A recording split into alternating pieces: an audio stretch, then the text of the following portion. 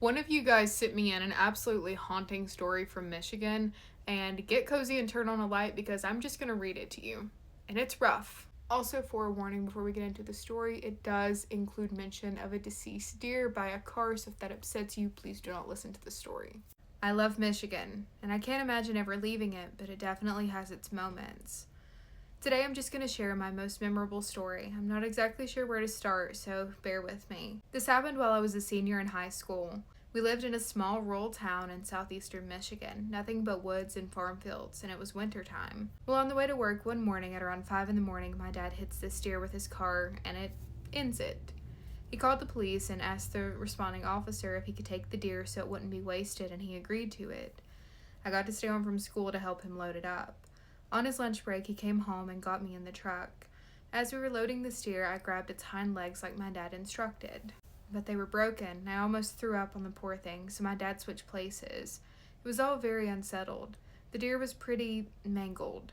Once we got it up into the bed of the truck, he told me that he's seen a lot of deer run into the road, but this one was running like a bat out of hell. It was frantic and scared. He figured something was chasing it, and he meant coyotes most likely.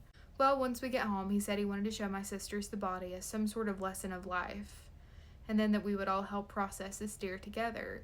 But when he showed them, they wanted no part in processing that deer and began to cry.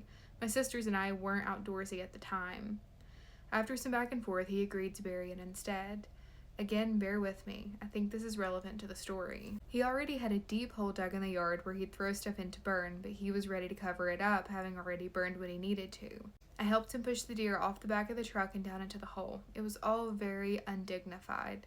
My sisters held a sort of funeral for it and everything. Problem was, the ground was frozen, so he wouldn't be able to bury it until it thawed a little bit. I didn't really think anything of it, except that it felt a little wrong.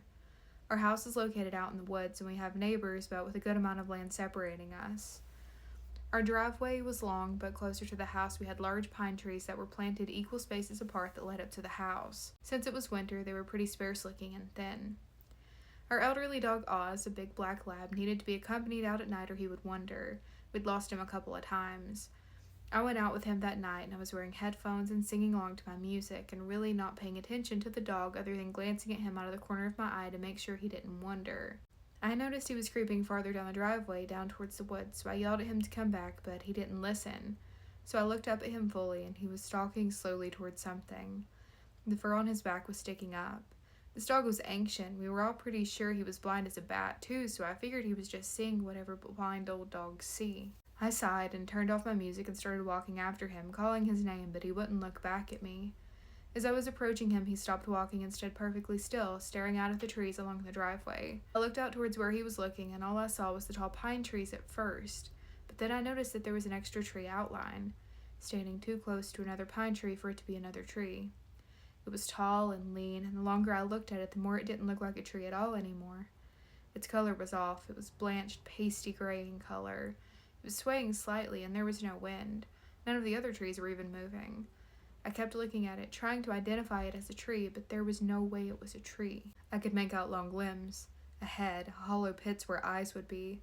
I started to get a knot in my stomach and realized everything was dead silent, and I felt the tension. I kept my eyes on whatever it was while trying to tell myself it was still just a tree. Nobody wants to admit they're seeing what they're seeing in situations like this. I was being stupid. I was just seeing things. I walked very slowly to Oz, who was still rigid, and said his name softer and put my hand on his back. The moment I did, he barked, but one of those startled barks that sounds like a scream, and took off running back towards the house. Everything happened at once. At the same time, the object I had been watching shot out of its spot. I didn't look for a second longer. I was right on Ozzy's heels as we both ran to the house. The worst part, I could hear whatever it was behind us. It sounded so weird. I can still hear it when I think back to that night. Like a wet, fleshy sloshing, but also metallic jingling at the same time. As we neared the garage door, Oz slipped on ice, and I tripped over him and fell into the side of my dad's truck, causing me to hit the ground. I saw whatever it was jump the truck in a blur out of the corner of my eye as I frantically got up to the spot that was the open garage door. Oz was practically plastered to the door that led into the house, and I was certain if he had thumbs he'd been inside already and would have locked the door behind me. I hit the garage door button without looking back, and we both fell through the door into the house. Oz was panting hard, and my dad came to see what the hell was happening in the hallway. He was mad at first that I was messing with him. The Poor old Oz, and he must have seen the look on my face and probably Oz's too. He said, "What happened?" I tried to tell him, but my dad isn't a believer in anything supernatural. He said I must have scared myself and just saw a tree. He said I was old enough to know stuff like that doesn't exist, and I could have given Oz a heart attack by dragging him around like that. And for a second, I believed him and felt a little ashamed. But I never dragged Oz. Hell, Oz bolted and left me in the dust. That dog hasn't ran in years. We didn't think he still could. If I scared myself, why did he take off running too? Oz was the one that alerted me to it, and I was oblivious to that thing watching in the shadow of the tree. That thing was out there, and it almost had us. Later that night, I get up to go to the bathroom and found Oz in the hallway, staring at the door to the garage. I said his name, and he let out a soft boof, but that was it.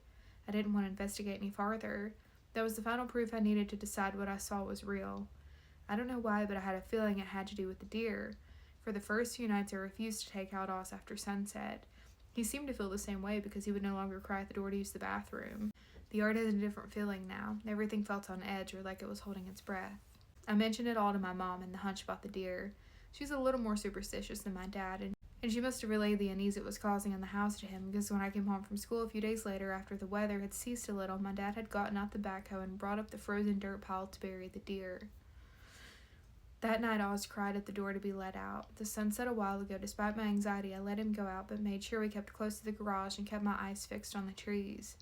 The air was different again. It was back to normal. A bunny ran across the snow in and down the driveway. There was sound again. Oz was back to his old self, sniffing everything and taking his sweet little time finding a spot without a care in the world. I believe that whatever we saw, it was because of that deer. Either it was drawn to the deer, or in some way it was the deer itself.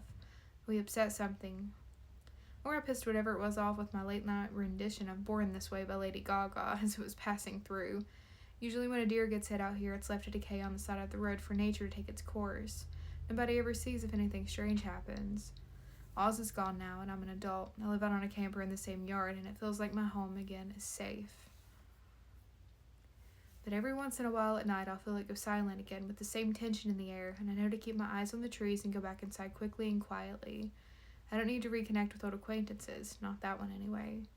That's my story. Like I've said, I got a couple others, but none is half as bad as this one.